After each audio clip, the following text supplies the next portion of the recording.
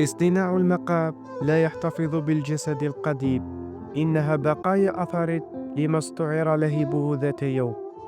العنفوان الأبيض لم يسعه فيها تحنيط الجمال، لكنه أبقى الشغف إلى يوم لا فكاك منه.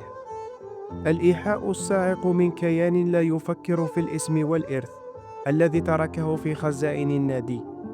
لهيب إجبار الخروج عن عتبات البرنابيو كان القرار الصادر في حق الأمير لوكا مودريتش، مثل ما صدر في حق من سبقوه. قرار لن يتخطى تفاصيل حفرت بأقدام الرسام الكرواتي في تاريخ النادي الملكي. بفراسة المدرب المحنك رأى جوزي مورينيو في لوكا مودريتش ذو 27 سنة آنذاك ما لم يراه مشجعوه المستغربين للصفقة. لم يدرك أشد المتفائلين أن صاحب الجسد الناهض سيهندس ويرقع ثغرات وسط الميدان ويغير ملامحه الفنية ويتحكم فيه كما يريد. لقد رسم اللوحة المعاصرة التي دأب زيدان على نحتها.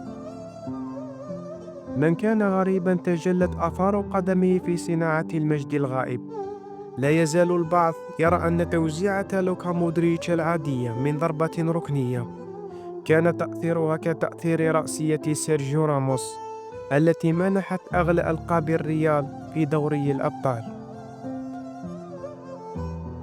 وفي متواليات الكؤوس الثلاث التي حملت عنوانا وجع لأندية أوروبا كلها، كان الأمير الكرواتي مساحة الضوء في منتصف الميدان رفقة الثنائي الأسطوري كروس وكاسيميرو.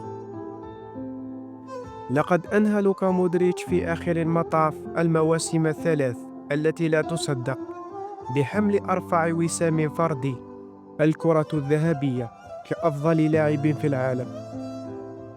كرة القدم خشت مكر التاريخ بتحويل جوهرة كلوكا مودريتش إلى مجرد لاعب تقال عنه مجازات لونية فحسب، فمنحته التاج الذي ارتقى به من أمير إلى ملك، من ملوك اللعبة.